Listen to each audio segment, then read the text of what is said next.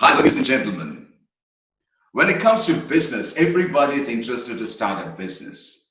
You start a business and sometimes within the first 2 years, you go all the way down. There are some businesses that take over to the next 5 years, and 90% of the business after 5 years goes down. And that's where you need somebody who is an excellent coach, a business strategist, who can help you, who can lead you, who can take you to the next level. Today, we have somebody with us, all the way from the United States, who is an award-winning author, an international author, a speaker, a world-class speaker. He's into business, and the best part that I liked about him is he is very much connected to aviation industry, which is also very close to my heart. So without much ado, let me introduce you and let me call upon Chris Salem. Hi, Chris. It's a pleasure to be here. Thank you for having me. Thank you very much, Chris. It's a great pleasure and honor. And the best thing, Chris, that what I would like to share with you is we don't take any guest until otherwise the guest is recommended strongly by someone. And you are one of the chain members. You are highly recommended by someone. They say that you got to interview this gentleman, and there's a lot of things that you can learn. And that's why we thought that you are the best person who can coach us, train us, and share your life with us, because there are a lot of people in this organization and outside the organization, our guests around the world, who would like to learn a lot from you, and especially about business. So, well, my question to you, I'm here to provide any wisdom and insight from personal experience. So you let me know where you want me to go, and I'll go from there. Wow, that's absolutely fantastic. Chris, let me start from your beginning. How did you get into what you are today? What was the stage? Why did you get into that? There were a lot of other areas and avenues open for you, but you didn't go for any of that. But you said, no, this is what I want to be. I want to be a speaker. I want to be into this very specific industry, and that is business and business strategy, life strategy, and so forth. Why did you get into this? I'm looking at the purpose of your purpose. Yeah. So the purpose for me, Farookh, was a couple of different things. One, and I'll get to the real purpose, but one of the catalysts was my son was very young at the time. He was, around that time, about maybe 3 or 4 years old. And, and I did quite a bit of traveling in my prior profession. I used to travel all around the world. And I said to myself, I had reached a point where I really wanted to be a really dedicated dad.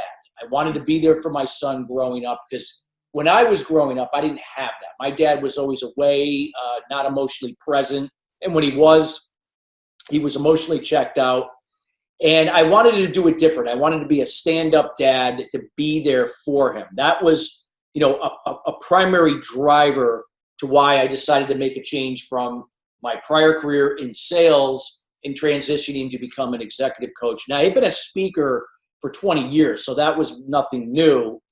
And another reason why was I had gotten to a point where I really wanted to serve. I really wanted to, really take what I've learned over the years studying people and studying myself, really learning to come into my own of who I really was, and how could I then, empower people through example, like what I had learned that they could do for themselves and what that meant to them. That was really like the passion and the purpose that really drove me from an executive coaching standpoint, either working with people personally and in their business, and also helping companies to develop, better winning teams through creating interdependent work environments. So this was just something like it just was oozing out of me, and just something I said, I have to do this. And while there's a lot of great coaches out there, I'm going to step up and not be here to tell people how, when, or why to do it. I'm just here to be an example and to be a thought leader that puts out information that empowers people to draw their own conclusion of what that means to them, and find with that what they can apply that works for them, or in this case, if it's an organization. So those are the two reasons why I decided to make that shift, and really defines my purpose. And even to this day, that's what it gets me up every morning, to be my best, not to be the best, but to be my best, to serve others through my experience and my example. Wow. So what are the major pains that you see today, either from the life point or from the business point? Well, what I see a lot of times today is, there's a lot of uncertainty and fear in our world, especially during the COVID, situation that we're in.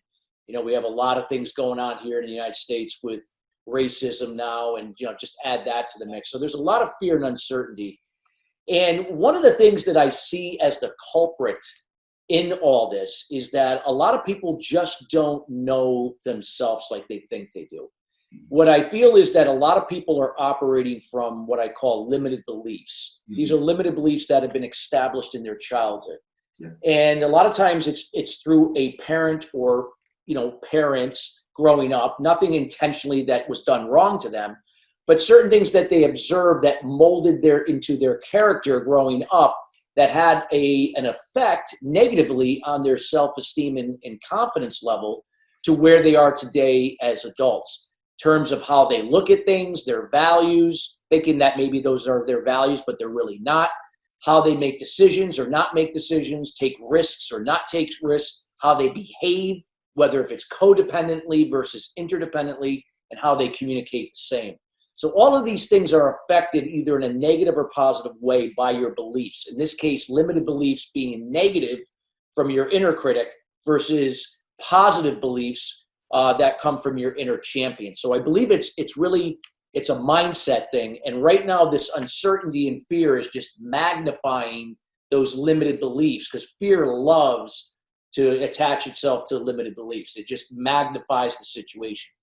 So I'm a change agent that I'm a firm believer that individually with each person and as an organization, we have to look at change has to come from within each person. You can't look for someone to change you. You can't look for someone to come and provide you the solution. The solution is always from within. And we all have the capabilities of solving our own internal problems and create solutions, but yet we can come together interdependently and to do it at a higher level to do bigger and better things for our communities and our businesses as well. Wow. You use a very strong word, and that word is value. How important is value and the core value as an organization and as an individual? I'm a firm believer that when you have an organization that says these are our core values, whether if it's integrity, honesty, doing the right thing, following through, family values, whatever the case may be. Mm-hmm.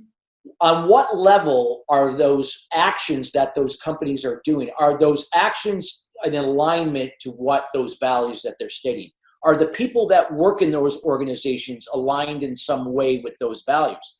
It doesn't have to be perfectly aligned, but on some level they share similar values.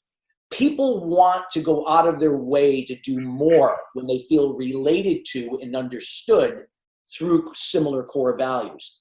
And when you can align people on similar values and be able to position them based upon their personalities, their character, their strengths and skills, and offsetting their weaknesses, you have then a better platform to really build a winning team to drive through any adversity or challenge and come out ahead, and to really build a sustainable model for success as an interdependent work team for the long term. And again, but it's each individual owning their own internal change, owning their own roles and duties in life and in their career to do that and be the example for others. That's really what it is. It's not there to have someone tell them what to do and why to do it and how to do it, but to find within themselves, to do it themselves, but seek guidance when needed to ask questions, but not always have to be told what to do. Those are the things that I think that build a person up where it raises their level of self-esteem and confidence, and then helps also people working together to really communicate more specifically, more accurately, very clear. So we're not communicating based upon assumptions and speculations that lead to just, expectations that fall through the cracks and disappoint. Chris, as you mentioned about the value and the value system, the core value, there are a lot of garbage around us. Now, this garbage could come from the family, it could come from the media, and so forth. What is your advice or takeaway for getting out of or to break through all those garbage which is around us, which is actually pulling us down? What's your takeaway? Well, I would say again, we always have to operate from a place of empathy, but knowing when to put up boundaries. Again, it gets back to what we were talking about for core values, that we got to learn to begin to operate from our own internal core values, not from what we've been led to believe we should. Whether if it was imposed upon you through a family, your father, your mother, whether if it was through just growing up, or maybe you're working someplace and you feel like you should be adopting this, but it goes against everything that you represent. The media can also play a role in helping to influence people in a way to think differently that really doesn't resonate with who they are and what they stand for. So this isn't about religion. This isn't about politics. This is about these attributes or values that really truly define who you are, not what you think you should be, because somebody else has success. So if I adopt their values, then I'll be successful. It doesn't work that way. Every person is going to have certain values that really align with truly who they are. And it's making sure to honor that and to tune out the things that don't align with that. So if the news doesn't align with that, or the things that are being discussed, outside of you, then you just got to put up those boundaries, put up those walls to avoid that information. Tap into the resources and the intelligence that plays into those values. Surround yourself with people that have either same or similar values, because that's where you're going to have better communication, better connection, better engagement, and be able to solve problems interdependently together, rather than getting involved in more codependent environments, trying to defend who's right, who's wrong, who's got the better idea, and a lot of things that we see in everyday business and everyday life, and even in most families. So the key is that we got to be the person that steps up to be the example of change, and not expecting that someone's going to do it for us. We got to show up to do it ourselves. It's an inside job. Wow, very strong, very informative. Now, Chris, you have been working with leaders for more than 2 to 3 decades right now. What is the quality that you have seen in the best of the best leaders, especially I'm talking from the business perspective? And this is a quality that I see in a lot of really true leaders. And this is actually with people that even before this was even known to be what really an effective true leader is.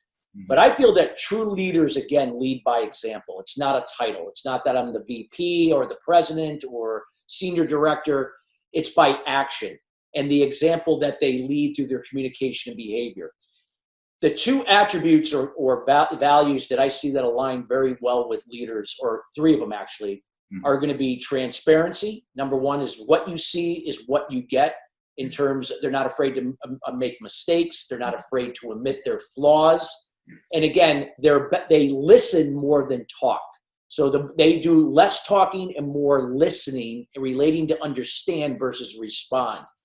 They're also vulnerable. And what we mean by vulnerable, a lot of guys that might be hearing this might say, well, vulnerability is a weakness. No, it's a strength.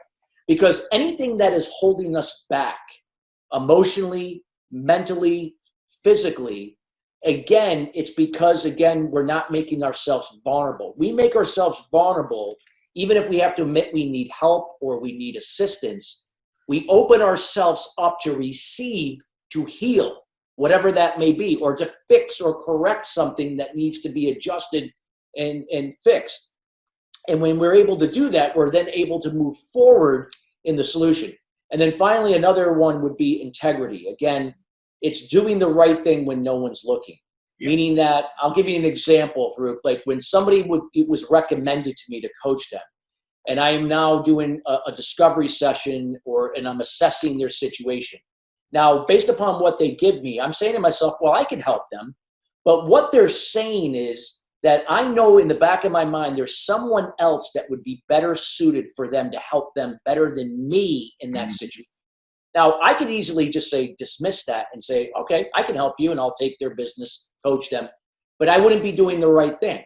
Yeah. So I would then say, hey, listen, based upon what you've given me, I know someone that is actually better aligned to help you in this area than even me, even though I could do it. but I want to make sure that I'm giving you the best person that could help you in this situation. I'm just going to recommend that to you. What is that? What do you feel about that? And they're like, at first they're looking at you like, oh my God, I came to you, but you're telling me that there's someone better. But they respect you more, and the person I refer them to, is able to help them. They're grateful for the referral.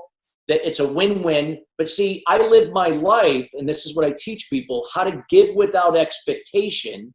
Again, with boundaries, from empathy, not enabling or pleasing. So that's interdependent versus codependent.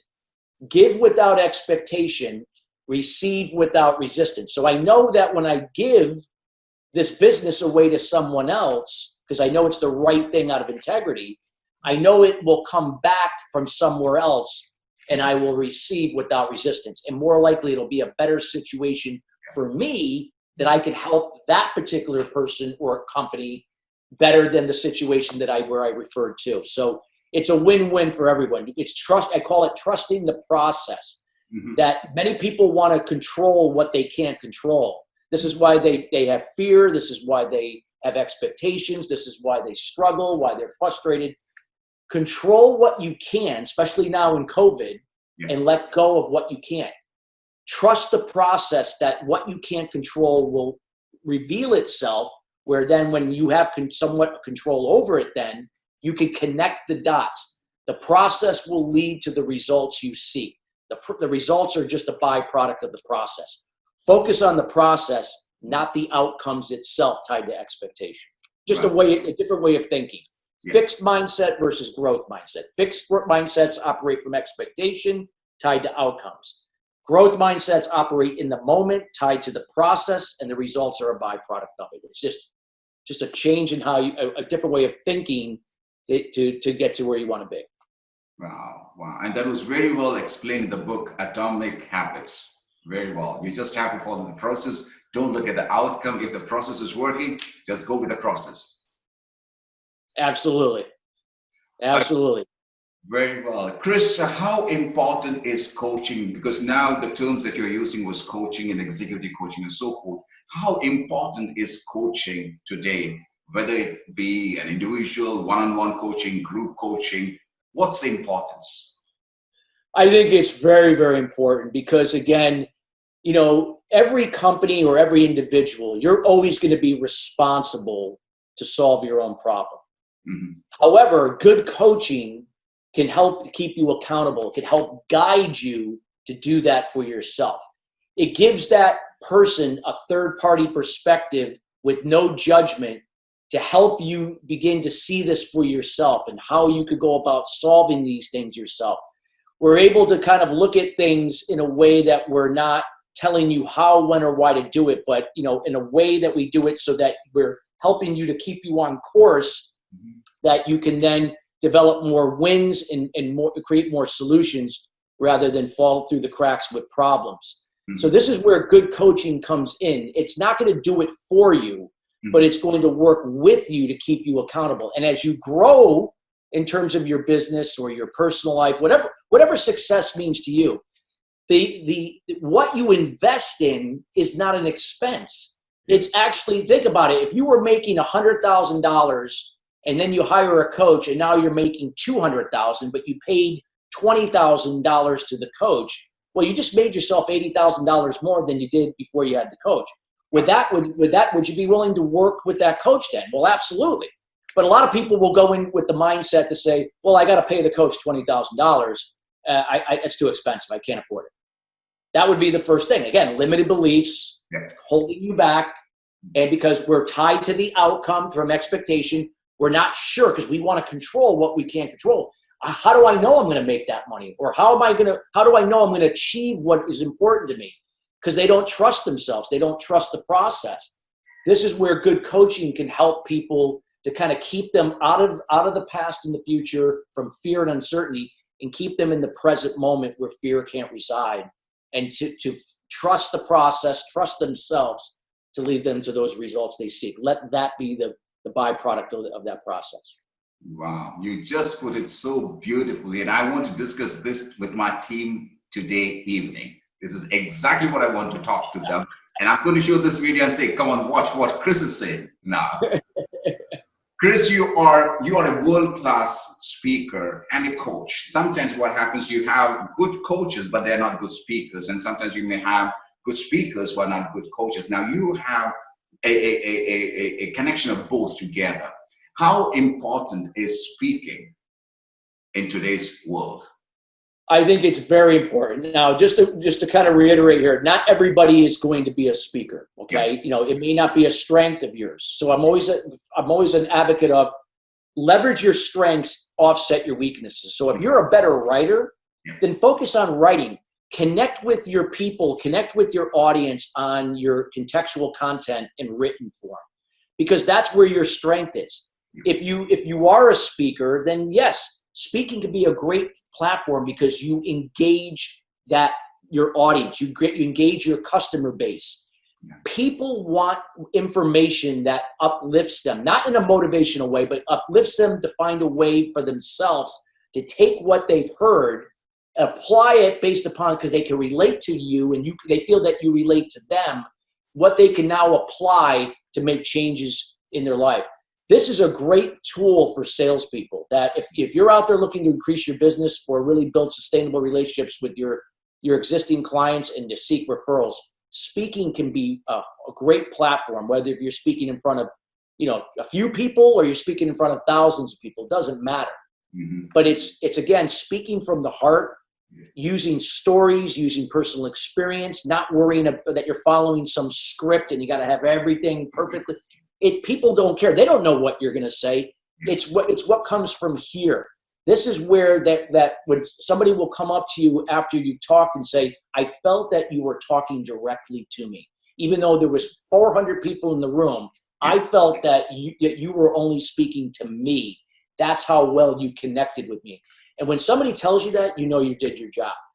And and I'm not taking the credit. It's simply that I'm doing what I do best. I'm showing up to be my best, not the best, and giving without expectation and receiving without resistance. That person now received value of something that they can do for themselves, or something that they can bring to someone they care about in their work, their business, their personal lives, to make an impact. So speaking is something that, if it is something of a strength for you, I feel that it's and it's compelling, in terms of the content that you deliver, you will highly engage people in a positive way, and I highly recommend it in any profession, whatever that is. Don't think you have to be a salesperson to be a speaker. You could be any role, and I think it's important aspects. You don't have to be a professional speaker. You don't have to be. You could use it part-time, and Toastmasters is a great way to kind of start to kind of learn the ropes and so on. Wow. When did it come to your mind that it's time for me to write a book? Well, that's a good question, Farookh, because here I am. I'm an award-winning author, and when I tell people I'm not a writer, but again, the book sold and connected with so many people, not because I have great grammar or I'm a great writer. It's the direct opposite. My grammar and my writing is, that's not a strength of mine. It was all from the heart. That's simply what I did. I wrote, just like if I were speaking to you right now, is how I write. So it gets across. It may not look pretty, but the message gets across, and that's what I did. Now, am I going to be a guy that's going to be pumping out books every year? No, because that's not my strength. So when I do come out with my next book, it'll because, again, I took the time to write it from the heart, write it from a place of again, not expectation, but a place of serving and giving without expectation and receiving without resistance. So again, leverage those strengths and so on. So books will still be a part, but again, it's not one of my. I wouldn't consider that to be one of my strengths. Wow. My next question would be connecting family and business. How important is family when it comes to business? I think it's very important, especially in today's world now that we got more people now working from home, and many people for the first time are now working and have these responsibilities that they have to do from home, but now they got to find some harmony with taking care of children or, maybe their spouse is working at home as well, and now they're trying to find how they can, cohabitate together in a work way versus just a living way. So with that being said, there's got to be some structure. There's got to be some habits and disciplines and routine in order to be able to be focused on your roles in your job, your business, your roles as a husband or wife, your roles as a father or mother.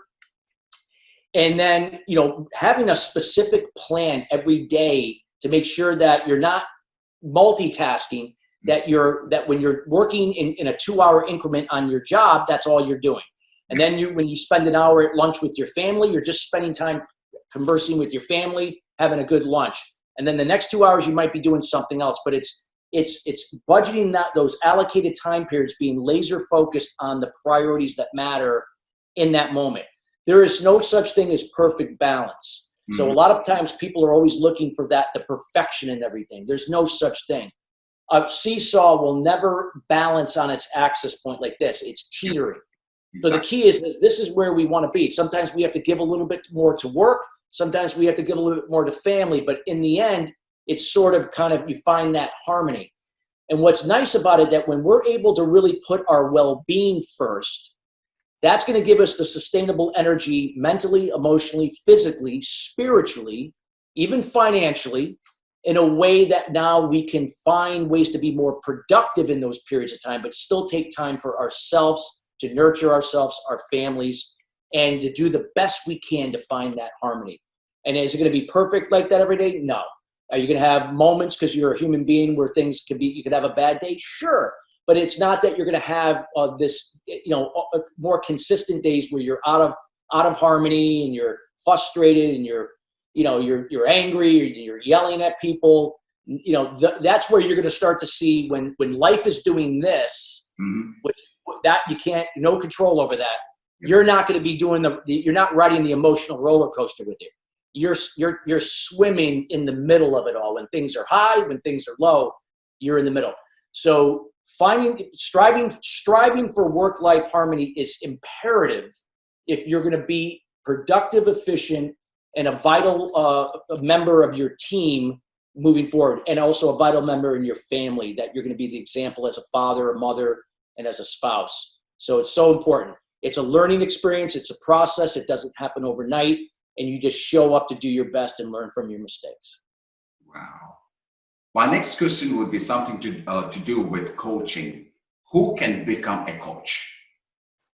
I would say that, everybody has the capability of being a coach. And here's why. We are all teachers and students simultaneously. So even me as an executive coach, do I have a coach? Absolutely. Matter of fact, I have a few. And matter of fact, one of my coaches is my wife. I learned so much from my own wife. People think, your wife's not a coach. She was a lawyer. Well, no, she gives me some of the best advice that I can ever imagine. Yeah. So we're all coaches and students simultaneously. So if somebody has a desire to be a coach, it's again not thinking, oh, I got to get all the certifications. Oh, I got to know this, and I got to be perfect at that. And you'll be getting ready for the next 15 years if you're going to go in it with that type of mindset.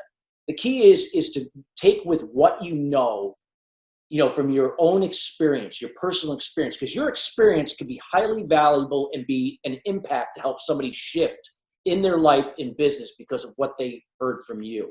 So the key is to, make sure when you share from the heart and share from your experience, to know that you can put it in a way that people can relate to it and understand it and apply it. So it's just finding a way that works best to your strengths as a way to then be able to get through to people in ways of how you coach with them. So everybody has the capability of being a coach if that is something they desire to do. It's not because certain people are cut out to be coaches, or you got to have every certification in the book to be considered a coach. No. Mm-hmm. Wow. Now here's my very last question. Now it's COVID, as you mentioned right now. There are a lot of people who have lost their job, they're jobless, and they want to enter into a new field, which is called the entrepreneurship. What would be your takeaway? What are the qualities that they need to have, and what should they look forward in order to shift from an employee mindset to an entrepreneurial mindset? I would say, again, there's never going to be a perfect time, never going to be a perfect situation. You're just going to have to do it. But it doesn't mean you just quit your job and get into something, without planning, right? So there's a transition period. But it's also to recognize if you've been successful in a career or in a job role, doesn't automatically assume that you're going to be successful it's a different type of way of thinking.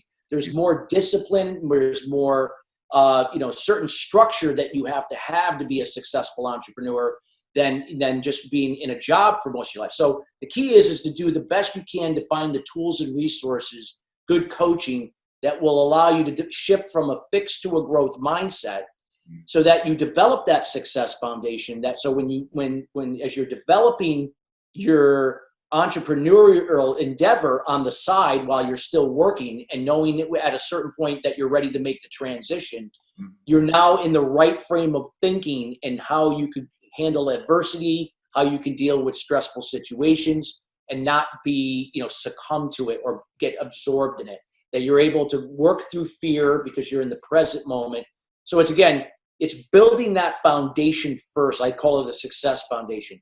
And a lot of people, doesn't matter if they're shifting from a career to an entrepreneurial role, it could be anything. A lot of people just don't either want to or don't know how to build that foundation. That's the most important thing. If you want to build that beautiful home and you want it to last for a long time or forever, you got to have a rock solid foundation.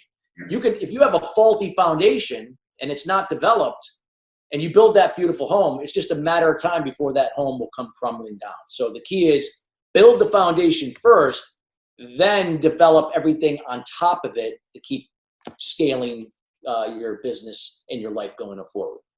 Wow. Chris, this was a great learning. This is not an interview, but it was a great learning. There are a lot of people who would benefit from this talk of yours. Ladies and gentlemen, Chris Salem.